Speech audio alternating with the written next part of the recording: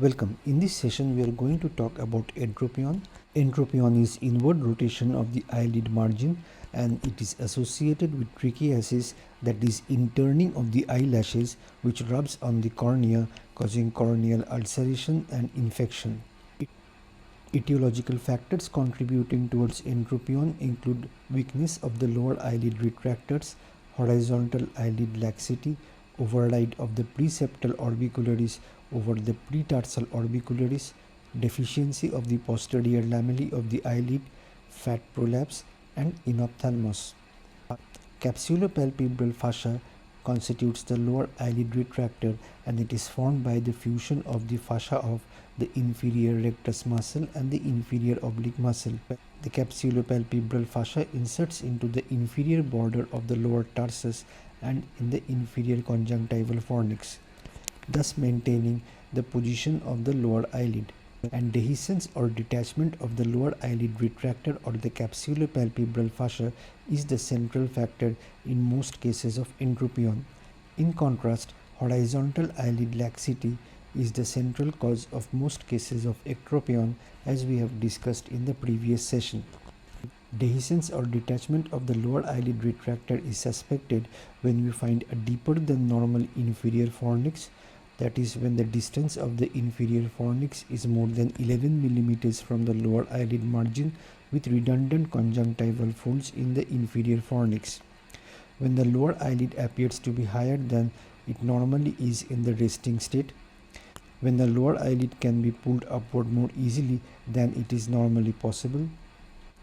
When downward excursion of the lower eyelid on downgaze is decreased, but this factor can be normal even with retractor dehiscence, and when we find a white line several millimeters below the inferior tarsal border representing the superior edge of the detached retractor.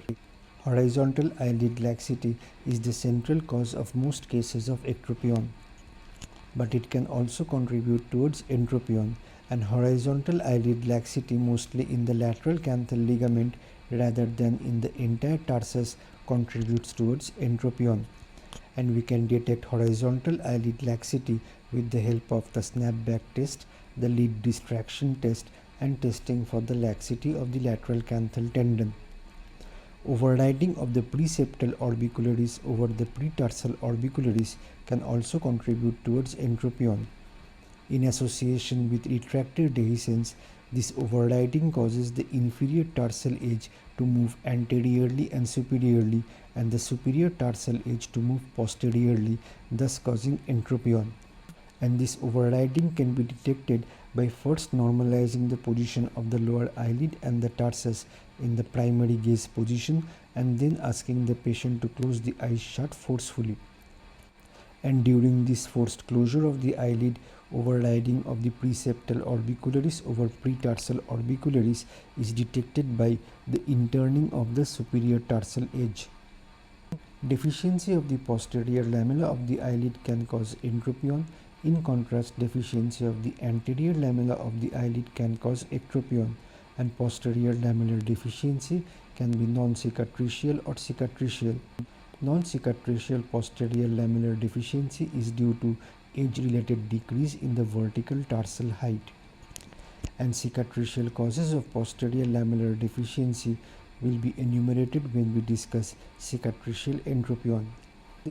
Significant orbital fat prolapse in the lower eyelid can contribute to entropion, and so can enophthalmos.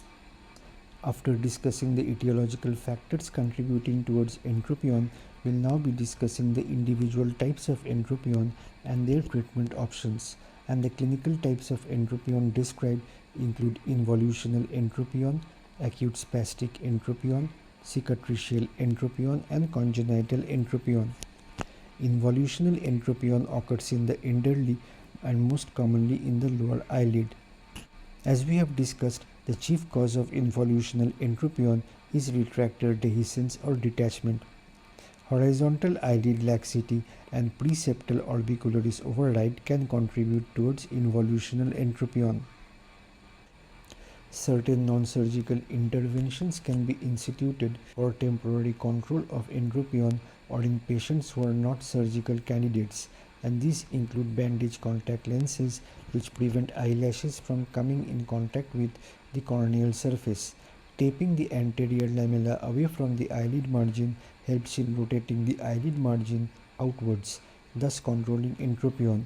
And rotational everting sutures called Quicker-Rathbun sutures can also be used as temporary measures to control entropion.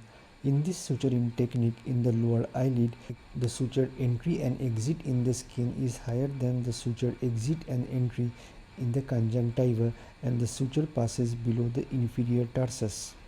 Several sutures are used along the horizontal length of the eyelid, and these sutures should be well spaced and tightly tied. However, Quicker procedure has a 50% recurrence rate in 2 years, so it is used only as a temporary measure to control entropion, and this is very important to remember. For definitive repair of entropion, we have to remember that multiple etiological factors can contribute towards entropion, and we have to identify all the factors present in a particular patient for proper management of entropion, and a combination of procedures can be required targeted towards those factors contributing towards entropion. Since retractor dysfunction, dehiscence and detachment is the central cause of most cases of entropion, retractor reattachment is the most effective procedure for most cases of entropion, particularly involutional entropion. And it is important to remember that when attaching the lower lid retractor back to the inferior tarsus, it is important not to entrap the orbital septum within the sutures. Retractor repair for entropion is usually approached through a transcutaneous route. In contrast, in the previous session we have seen that when retractor repair is required for entropion, it is usually approached through a transconjunctival route. For the transcutaneous approach, a subciliary horizontal incision is made 4 mm below the eyelid margin along the entire horizontal length of the eyelid, extending from lateral to the lacrimal punctum to beyond the lateral canthal angle. The orbicularis, as represented by the grey line here, is incised at the junction of its preseptal and pretarsal portions, and then the orbital septum, as represented by the red area in this diagram, is also incised 1 mm below its attachment to the tarsus or the capsulopalpebral fascia. Then the orbicularis oculi and the orbital septum is separated from the underlying capsulopalpebral fascia along the entire horizontal length of the incision. Excess orbital fat lying between the orbital septum and the capsulopalpebral fascia can contribute towards entropion and can be excised. For a disinserted capsulopalpebral fascia, its upper edge is sutured back to the inferior edge of the tarsus. The black area in this diagram represents the inferior tarsus. This is done after separating the capsulopalpebral fascia from the conjunctiva, which lies posterior to the capsulopalpebral fascia. Asking the patient to attempt to look downwards helps in identification of the fascia. For an attenuated capsulopalpebral fascia, the fascia is first disinserted from the tarsus. Then a horizontal strip of the fascia is excised from its upper edge, and the remainder of the fascia is attached to the inferior border of the tarsus. A lateral tarsal strip procedure may need to be done in addition if there is horizontal eyelid laxity. And since, as we have seen, lateral canthal tendon laxity contributes towards horizontal eyelid laxity in patients with entropion, lateral tarsal strip is preferred over full thickness resection of the eyelid. If there is an override of the preseptal orbicularis over the pretarsal orbicularis, a strip of the preseptal orbicularis should be excised, because this creates a fibrous barrier between the preseptal and pretarsal portions of the orbicularis, preventing further override. And a horizontal strip of preseptal orbicularis 5 to 8 mm in vertical width is excised. And as we have mentioned, when prolapsed orbital fat is suspected to be contributing towards entropion, it should be debulked. Acute spastic entropion occurs due to spasm of orbicularis oculi as a result of ocular irritation, and treatment of acute spastic entropion includes treatment of the underlying cause of ocular irritation, taping down the eyelid to evert its margin, rotational sutures as we have described, Botox injection in preseptal orbicularis, but a definitive repair for associated involutional entropion is often required.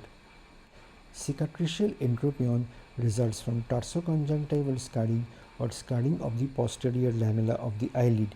In contrast, cicatricial ectropion results from scarring of the anterior lamella or the skin of the eyelid. And there are several causes of cicatricial entropion or cicatrizing conjunctivitis which are important to remember, and they include Stevens-Johnson syndrome, ocular cicatricial pemphigoid, atopic keratoconjunctivitis, rosacea and meibomian gland diseases, graft versus host disease, chemical and thermal burns, trachoma, herpes zoster ophthalmicus following surgery such as enucleation or transconjunctival surgeries, and prolonged exposure to topical antiglaucoma medications such as myotics and prostaglandins. Cicatricial entropion can be differentiated from involutional entropion by detecting the presence of conjunctival scarring, fornix foreshortening, and symblepharon.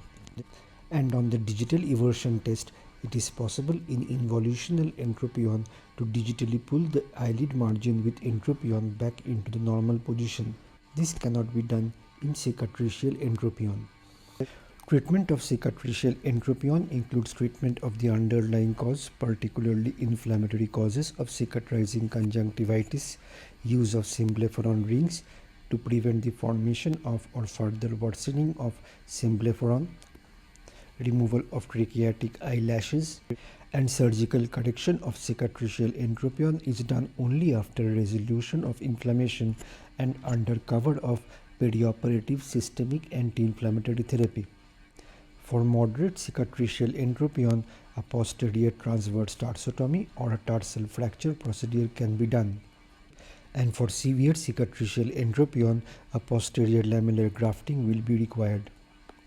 In the posterior transverse tarsotomy or the tarsal fracture procedure, the conjunctiva and the tarsus are incised horizontally 3 mm away from the eyelid margin. Then horizontal mattress sutures are placed by passing through the marginal edge of the non-marginal tarsal fragment between the planes of the orbicularis and the marginal tarsal fragment and out through the skin anterior to the eyelashes. The ends of the horizontal mattress sutures are then tied anterior to the skin, and several such horizontal mattress sutures are placed along the entire horizontal length of the fractured tarsus. For severe tarsal conjunctival scarring, the scarred tarsus needs to be removed and replaced with a graft. For the upper eyelid, a tarsoconjunctival graft or a mucous membrane graft can be used. In cicatricial entropion, tarsoconjunctival graft availability may be limited due to involvement of the other eye with the underlying disease process. And heart palate, auricular cartilage, nasal chondromucosa and mucoperiosteum or even preserved sclera is preferred for grafting the posterior lamella of the lower eyelid. Retractor advancement may be preferred instead of manipulating the tarsal conjunctiva when there is poor control of the underlying inflammation. This is because manipulation of the tarsal conjunctiva may incite further inflammatory scarring of the conjunctiva. In autoimmune conditions, the prognosis is guarded because of a tendency of the cicatricial entropion to recur. For grafting the upper eyelid with cicatricial entropion, first a transverse tarsotomy is made. Then a limited dissection is performed between the orbicularis oculi and the marginal tarsal fragment. The graft is then sutured into place between the marginal and the non-marginal tarsal fragments, thus rotating the marginal fragment anteriorly. The suture used to hold the grafting position is everting in nature and passes through the anterior surface of the graft, the marginal tarsal fragment, and out through the skin near the cilia. Congenital entropion is a rare entity and can occur due to retractor dysgenesis, in which case we will find that the lower eyelid skin crease are poorly formed. Posterior lamellar deficiency can also cause congenital entropion, and so can congenital tarsal kink, which we have discussed in the session on congenital eyelid disorders. Congenital entropion can be differentiated from an epiblepharon by the fact that an epiblepharon does not have interning of the eyelid margin and usually resolves spontaneously. Since congenital entropion does not resolve spontaneously, it requires prompt surgical correction to prevent damage to the cornea. Complications of entropion surgery include hematoma formation, overcorrection or undercorrection of the entropion, eyelid retraction, ptosis, and exposure or abrasive keratopathy. Thank you for listening.